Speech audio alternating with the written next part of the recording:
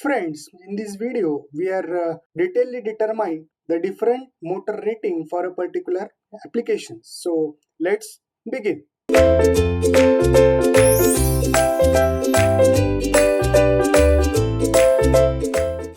Friends, this will be the very important bit in concern with the electrical drive university examination. So that particular bit is called as the basically determination of the motor rating for a particular application. So guys, such kind of question is basically asked for the 5 marks in university examination. So the weightage of such kind of question is very important. So we want to understand what will be the concept. Guys, while we are selecting a particular motor for a particular application, because guys we have the basic fundamental block diagram of your electrical drive. So there are basically 5 blocks. First block is called as the, that is, source. Second block, which is called as the power modulator, that is power modulator. Second one will be called as the motor, and last one which will be called as the load. Next block, that is called as the sensing unit of your electrical drive. Then after sensing unit, there will be a control unit. So control unit which will control the signals of the power modulator, and we are given input command to that particular control unit. So this will be the actual blocks of your electrical drive. So in blocks of electrical drive, that will be the block which is called as motor. So as we know that the drive is the electrical motors are employed for the motion control. So we want to determine the rating of such kind of motor. That will be the very important concept. So what should be the rating of your motor? So depending upon the rating of your motor, such type of motor will be applicable to the different types of load. We are taking some of the example. For example, the motor is induction motor, and that induction motor is used for the pump in the agricultural use. Okay, that is called a submersible pump. So the concept is that what should be the rating of that particular motor when this motor will be applicable for the pump application. Okay, so this will be the bit. So we will start to understand what are the different concept in concern with that particular selection of your motor rating. So let's start.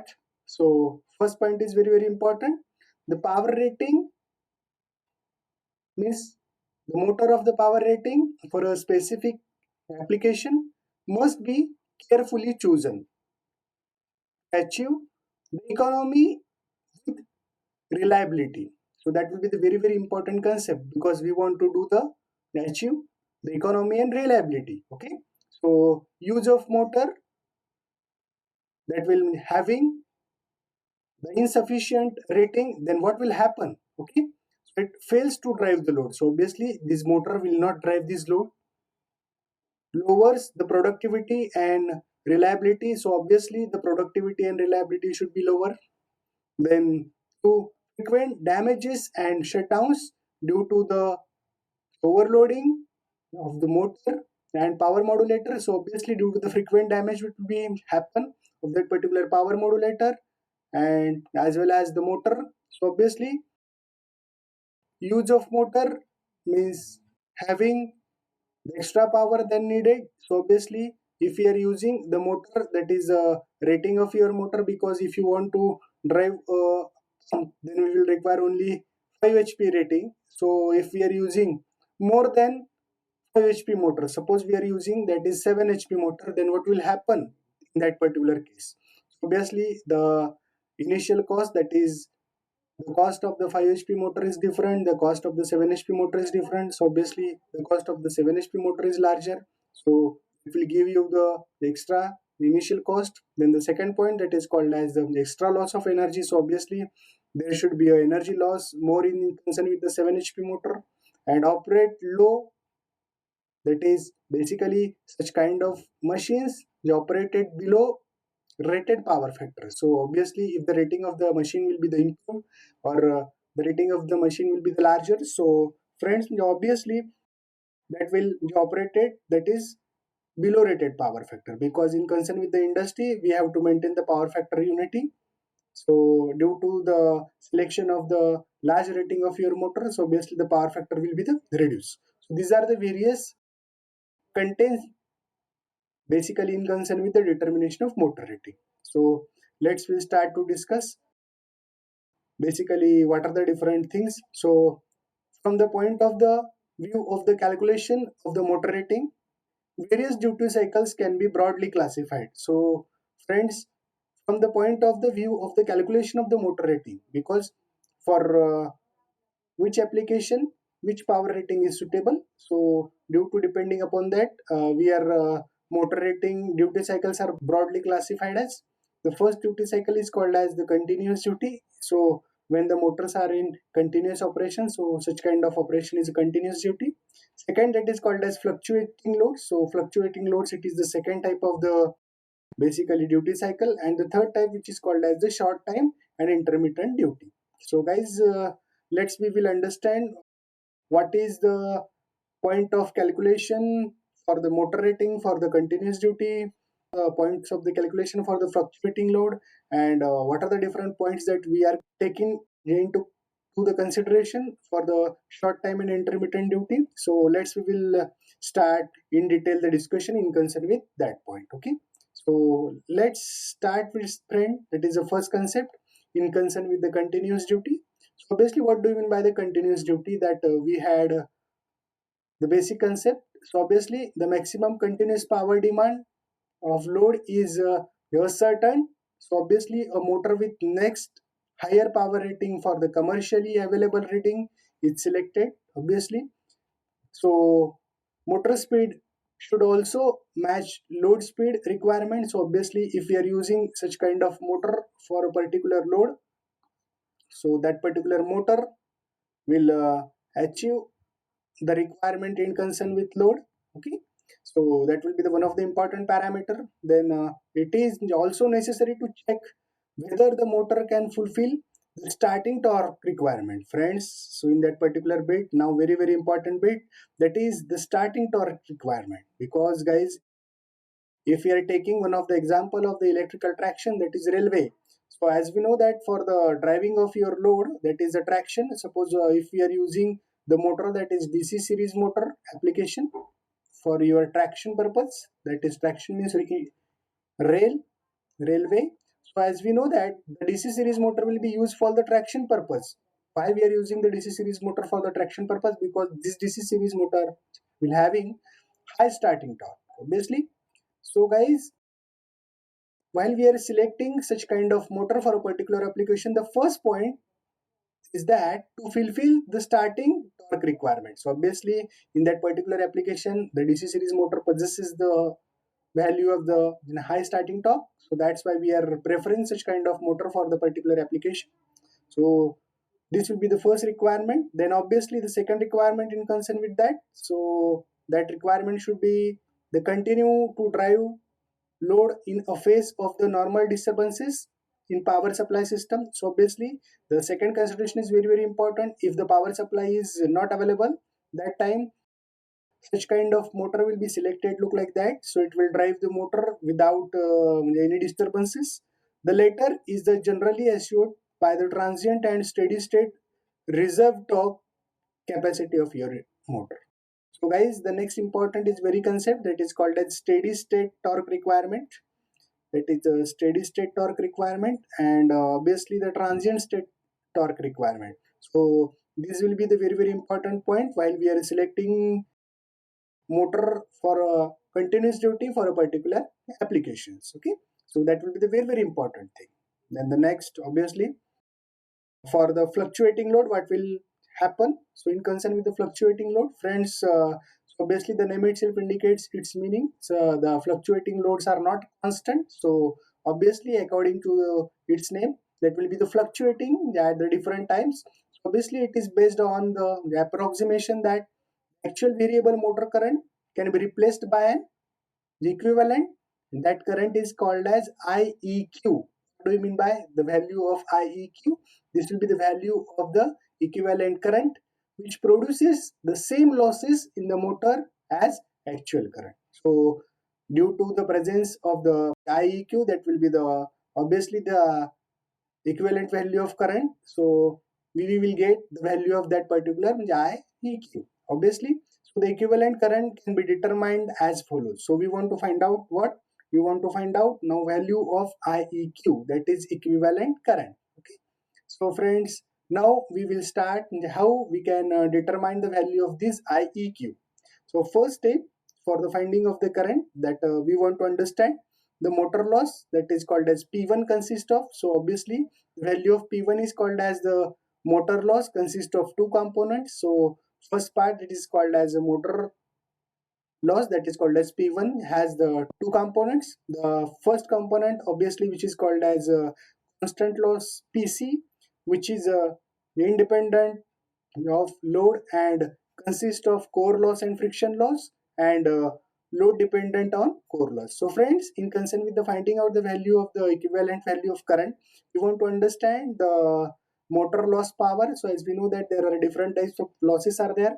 First type of loss is called as a core loss, second type of loss is copper loss, and next type of loss is called as friction loss. So we want to understand this all kind of the losses while we are finding out the value of the current, because as we know that the current will be responsible for the different types of losses. So we want to understand, or we want to take the different point of consideration while we are determining the value of the equivalent current. So thus the fluctuating load as shown in figure. So for sake of understanding, let we are getting the fluctuating load. So obviously as shown in figure, that we are getting, this will be the characteristics of current versus time. So we want to get the value of IEQ, that is equivalent value of current. So basically this will be the fluctuating load. So in fluctuating load, we are getting the value of current. So the name itself indicates the value of the current is not constant. So it will be fluctuating. Fluctuating means that the value of the current is obviously varying. So first current is called as I1. That will be the reduced value, the value of the I2. So obviously the value of the I2 is obviously maximum. So that's why we call it as the value of the Imax. Then the value of the third current, that is called as I3. Then the value of the fourth current, that is called as I4. So up to that particular period, we are considering the period that is for the fluctuating load up to the N loads. So obviously it will be the for IN, that is the current for the N load. So it will be 1, 2, 3, 4. The respective timing will be shown by the different time periods. So the first current for the period that is called as T1, second current that is period called as T2, third current that is period called as T3, fourth current that is period called as T4, and up to the N load, this will be the period which is called as a Tn. Okay, so this will be the waveform of the fluctuating load. So obviously it will consisting the N values of the motor current, obviously starting from the I1, I2 up to the IN. So that we have already discussed, that is the different currents rating, that is I3 and I4 up to the IN. Then the next, for the durations of T1, T2 and Tn, that is T1, T2, T3, this will be the durations in concern with the Tn value. Okay, the equivalent currents IEQ is given by. So now we are getting the value of the equivalent value of this all current in concern with the fluctuating load. Okay, so let's, what will be the formula, we can check. So friends, we have the fundamental formula, that is PC, that is copper loss plus I square R. This is one of the type of the loss. Okay, that is called as PC is a constant loss basically, and the copper loss, as we have the I square equivalent into R. So we are getting the value in concern with that fluctuating load, that is PC plus I1 square R in bracket T1 plus PC plus I2 square R in bracket T2 plus dash dash dash dash dash up to the PC plus I n square R into Tn divided by the total time period. So the total time period, which is called as T1 plus T2 plus T3 up to dash dash dash dash dash up to the period of Tn. So this will be treated as an equation number first for the fluctuating load. Or same equation now we can write in concern while we are separating the term of the PC with T and the loss, that is in concern with the copper loss content. So we are getting the same equation, that is PC plus I square equivalent R is equal to PC in bracket T1 plus T2 up to the value of the Tn. Now we are separating the value of that particular PC and basically that timing, that is T. Okay, so divided by T1 plus T2 up to the Tn plus the value, that is the loss, which is called as the I1 square R. So now we are taking the R common in that particular thing. So I1 square T1 plus I2 square T2 plus dash dash dash dash dash up to the I2 square n, obviously. So this is called as for the n load. So we are considering the value for the n load, that is in square Tn into R divided by T1 plus T2 up to the value of the Tn. Okay, so this will be the required expression. This will be the representation, so in which we are separating these two terms. And next important terms, that is the separation of that particular copper loss term. Okay, so now we are getting from that particular equation, we are getting one of the important equation in concern with the current equivalent, that is J is equal to square root of, because obviously other terms are get not evolved, because this PC get cancelled. So now we are converting this I equivalent. So obviously the value of the I equivalent, that is in concern with the square. So obviously we are getting value, that is square root of the I square T1 plus the I2 square T2 plus dash dash dash dash to the IN square Tn divided by T1 plus T2 up to the Tn. So this will be the second required expression for fluctuating load. So obviously now we can get the fluctuating load characteristics. So obviously the name itself indicates if the current varies smoothly over a period as shown in figure, and the equation number 2 can be written as. Now we want to modify the equation. So this will be the again representation of the fluctuating load, where I is value of the current with respect to time. So it will be the continuous fluctuating load. So this will be the not a constant load, it will be a fluctuating. So this will be the fluctuating loads area. Okay, so now we want to find out the value of the current, that is from basically equation number 2. So we are getting from equation number 2 the equivalent is equal to, what will be the equation number 2? So that the equation number 2 is basically I1 square T1, that is square root of I1 square T1 plus I2 square T2 plus dash dash dash up to the n square Tn divided by T1 plus T2 up to the Tn. So obviously now we are getting such kind of equation, that the equation will be converted into the I equivalent is equal to square root of, that is the total time period, that is 1 upon T. We are taking the integration from the period that is 0 to T, and obviously the current, that is called as the current value, is the I square into dt. So this will be the required expression for the fluctuating load, that is called as I equivalent. Okay, so this will be the very important equation. So basically what are the different terms in that particular thing? So basically the integral from 0 to t in the I square dt represents the area between the I2 versus t curve, the time axis for duration 0 to t. Obviously after EQ is determined, the motor with next higher current rating, that is we want to find out the value of the current, that is called as the value I rated. From commercially available rating is selected. Next, this rating is checked for its practical feasibility as follows. So means we are getting the value of the I equivalent. Now we want to check the practical feasibility of that particular current. So now we can check the feasibility of current for the different motors. So first, now we can take the example of the DC motor. So for DC motor, what should be the value of that particular the current? So normally DC machines is allowed to carry up to the 2 times its rated current. So obviously while we are selecting the motors, current rating is 2 times greater than the rated current. So the ratio of the maximum allowable current or short time overloaded current capacity to the rated current is denoted by the lambda, and this lambda will obviously greater than or equal to the Imax value divided by the I rated. So what should be the value of the Imax? That will be the maximum value of current divided by the rated value of current. So this will be the value of the lambda in concern with the DC series motor or the DC motor. So this will be the equation number 4. So next we can start to find out the value in condition, that is equation. Now I can repeat, that is the lambda is greater than or equal to the value of the Imax divided by the I rated, where the value of the Imax is called as the maximum value of current, and the value of the I rated is the rated current of your motor. Obviously suppose if the above condition is not satisfied, then motor current rating is calculated from. Obviously, if you want to get the value of the rated value of current, so obviously we can change the equation. So obviously I rated is equal to, that is I rated is greater than or equal to the I max divided by lambda. So this will be the treated for the current rating value. So this is called as equation number 5. Okay.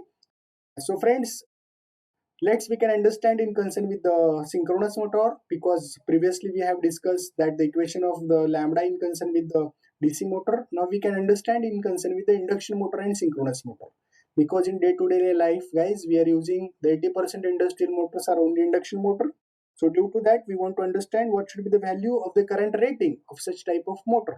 So obviously, in concern with the induction motor and synchronous motor, we want to get the understanding the concept of torque, because as we know that the current and torque are proportional, obviously. So obviously in case of induction and synchronous motor, for a stable operation, the maximum load torque should be well within the breakdown torque of motor. So obviously the value of the load torque should be within the breakdown torque of your motor. So in concern with the induction motor with normal design, the ratio of the breakdown torque to the torque varies from 1.65 to 3. So guys, this will be the very important concept, because such kind of induction motors are used for a day-to-day life application, and at that time we want to select the rating for that particular motor. So basically in case of the induction motor normal design, the ratio of breakdown torque to the ratio of rated torque. So such kind of value is obviously varies from 1.65 to 3. So this will be the variation in concern with the breakdown torque, the ratio of breakdown torque divided by the rated torque. That point is very important while we are selecting a motor for a particular application. Okay, and for synchronous motor calculation, we can understand such a relation for the, obviously such a relation is brake torque, that is breakdown torque divided by the rated torque, that will be the ratio, that is 2 to 2.5 varies. Okay, so if the ratio of the breakdown torque to rated torque is denoted by the lambda again, that is lambda dash, now it will be the lambda dash, then the motor torque rating chosen based on the following equation, that is T rated greater than or equal to T max divided by the lambda dash. So this will be the equation for the 6. That is the equation number 6 for your induction and synchronous motor. Okay. So friends, we are getting the fundamental thing. So depending upon that, we want to find out now the value of the T equivalent, that is the torque equivalent value. So basically when the load has a high torque pulses, selection of motor rating based on this will be too large. Obviously if the motor will possesses the high value of pulse, so the selection of rating will be done depending upon that bit, and obviously the rating is too large for such kind of motor when torque is directly proportional to the current. So as we have the fundamental relation of the torque and current that we had discussed, in concern with the DC motor we are considering the value of I equivalent, but in concern with the induction motor now we can consider the value of torque equivalent, because torque current is directly proportional to torque. Okay, so we can take the example from equation number 2. Now we can take the example for the DC separately excited motor. So the example is DC separately excited motor from equation number 2, that we have equation number 2. The T equivalent is equal to obviously square root of T1 square T1 plus T2 square T2 plus dash dash dash dash up to the Tn square Tn. So what will be the value of T? That will be the value of your load torque.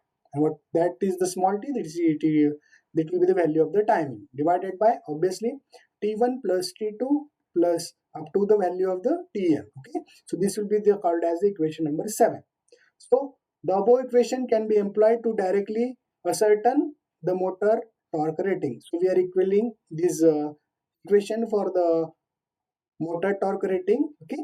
So next is we want to find out the value of the P. So obviously when motor operates at nearly fixed speed, its power will be directly proportional to torque, because guys, as we have the fundamental equation in concern with the power, that is the mechanical power, is the product of torque into speed. So obviously this power is directly proportional to torque. So this power is directly proportional to torque. This equation we have. So we can get the value of the P. So obviously what should be the value of P? Hence for nearly constant speed application, the power rating of the motor can be obtained directly from the equation in concern with the T that will be related to the equation number P. So obviously we are getting the value of the P equivalent is equal to square root of the P1 square T1 plus P2 square T2 plus dash dash dash dash dash up to the Pn square Tn, okay, divided by T1 T2 up to the value of the Tn. So that equation will be getting from the equation number torque equivalent, because as we have in concern with motor, this torque is directly proportional to power, or power is directly proportional to torque. So we are getting the equation number 8 in concern with that thing, okay. So next we can understand the concept in concern with the short time duty. So the name itself indicates it will be the duty in concern with the very short time. So as shown in figure, we are getting the short time, that is theta, that is called as a temperature rise, versus the time period, that is T. So obviously we are getting for the short time duty time, the motor operation is considerably less than the heating time constant, and the motor is allowed to cool down to the ambient temperature before it is required to operate again. So obviously this will be the called as the heating, this will be the part of the heating, this will be the part of the cooling. So this will be the first part is called as heating, second part is cooling in concern with the short time duty, okay, and this will be the called as a temperature rise, that is per value, okay. So this will be the actual permissible value of that particular temperature rise. So we are getting the basic concept. If motor with a continuous duty power, so the rating of PR, so the rating of that the PR, the power that is subjected to the short time duty load magnitude of PR, then the motor temperature rise will be far below the maximum permissible value, that is the temperature rise. So the obviously value that is far below than the, that is the value in concern with the temperature rise below the maximum permissible limit, and the motor will highly underutilized as shown in figure. So this will be the representation of a short time motor for a particular application. So this will be in concern with the short time duty, okay. So next part is very important. This is called as in concern with the intermittent periodic duty. So the name itself indicates its meaning. So the duty is intermittent and a periodic. We have the fundamental relationship of the temperature rise. So this will be the equation which is called as the temperature rise, that is theta, versus the time, that is called as t. So we have the different waveform that is in concern with the t1 period.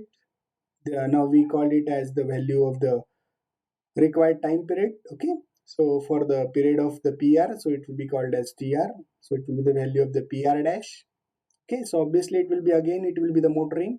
This is called as the heating. This will be again called as the cooling. So similarly we can get the value of the PR dash in concern with that particular intermittent periodic duty. So this will be the period that is called as the T1. So we say this is for the intermittent periodic duty, okay. So in concern with the intermittent periodic duty, friends, we have the duration, period of operation. If the speed changes in wide limits, so obviously the leading to changes in the heating and cooling conditions, obviously the heating condition will change, then the cooling condition will be change. So the methods of equivalent current, torque or power described in previous. So obviously we are getting the value of the different values of current.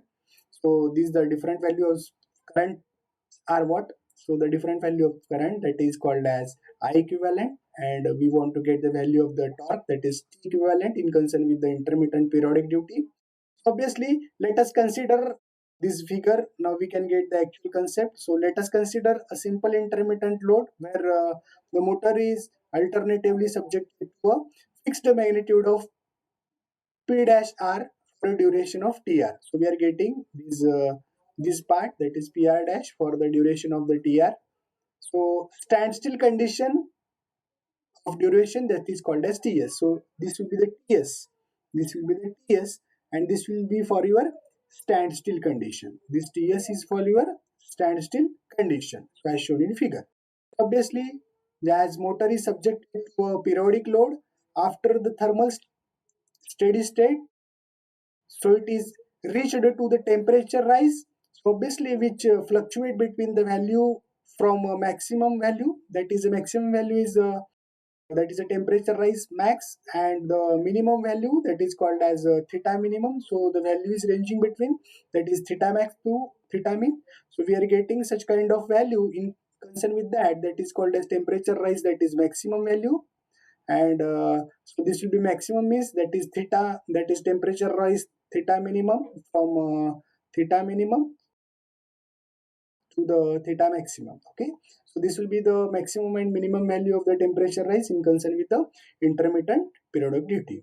So friends, in this way we have studied the selection of your motor power rating for a particular application in concern with the electrical drive for different types of duty cycles, continuous, intermittent, and the fluctuating type of load. So thank you.